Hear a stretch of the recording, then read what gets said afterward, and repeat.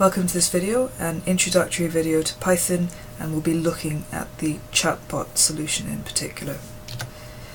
If you're interested, you might have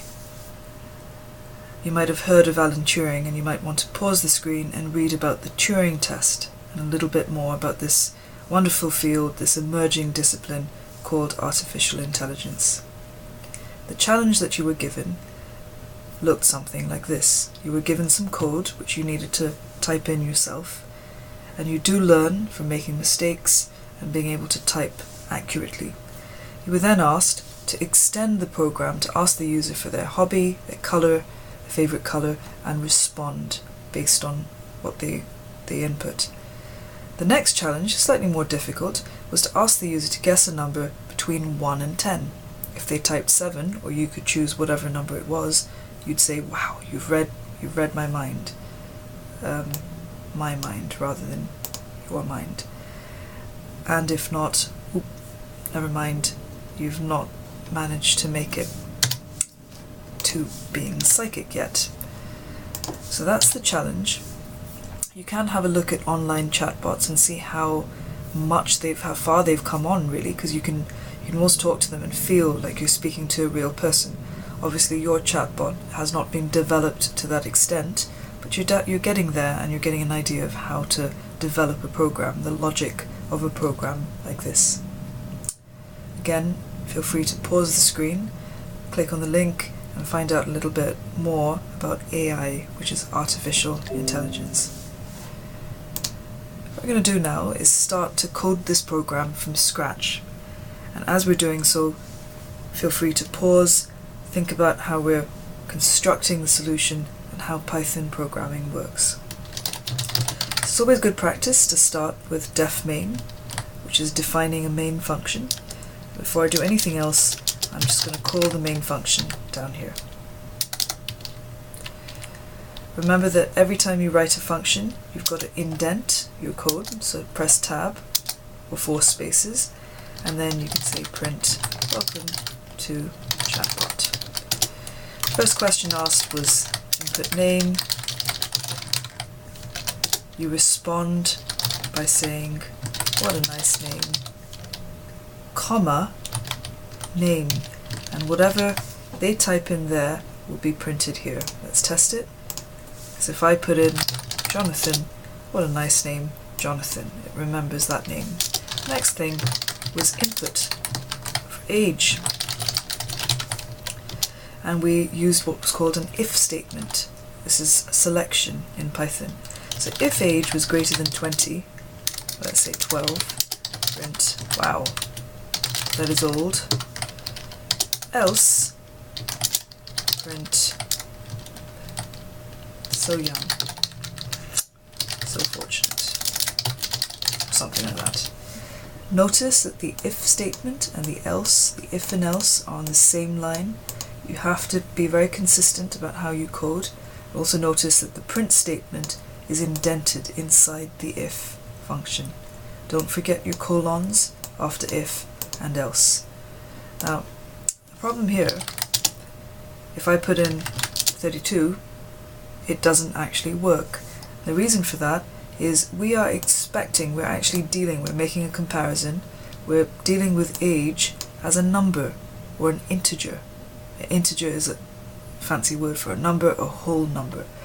So in order to deal with it as a number, we need to convert the input into an integer. So we write int, open brackets, don't forget to close the brackets at the end.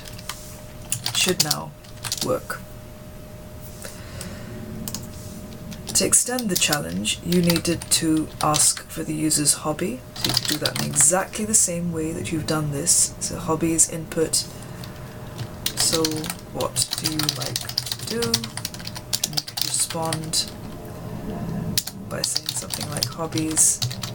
That's a nice thing to do. And finally, option subject. You could write in subject, option, whatever you like. Input. What do you want to do next year? What subject would you like to do next year? Say, wow, great choice. Remember, you have a comma and then you write in the variable name, which is choice. So far we have it all working as expected. Oops, what I like to do computing again, etc. Choice is not defined, that's because I wrote option as the variable. This should be option, not choice. Final bit of the problem, remember nothing is written after this main, so everything comes before it, was to have a secret number, and we can give it any value such as 4 and say guess. So get the user to guess, and this is going to be stored in the variable guess. Read my mind. What number am I thinking of?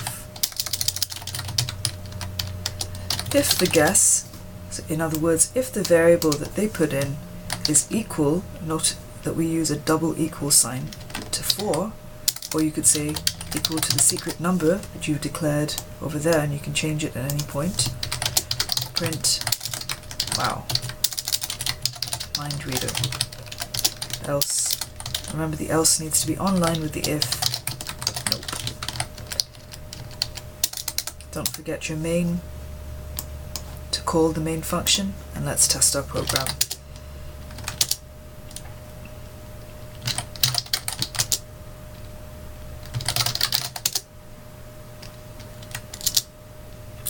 That's interesting.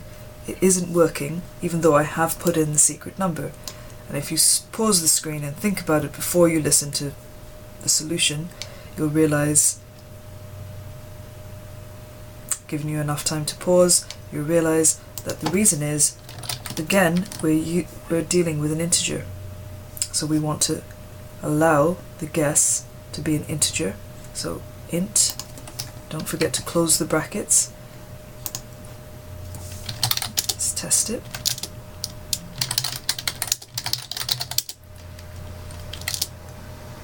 And it does work. There is another way of turning a variable into an integer, and that is, instead of doing it here, you could turn it into an integer here. So you're wanting to turn the guess variable into an integer, type in int, and turns it into an integer, just to show you that it does work. Let's write something different there. History. And I wrote 4. Wow, mind reader. So that's your solution. Hopefully you can actually type it out yourself, think about the mistakes that you've made, and be ready to solve the next problem.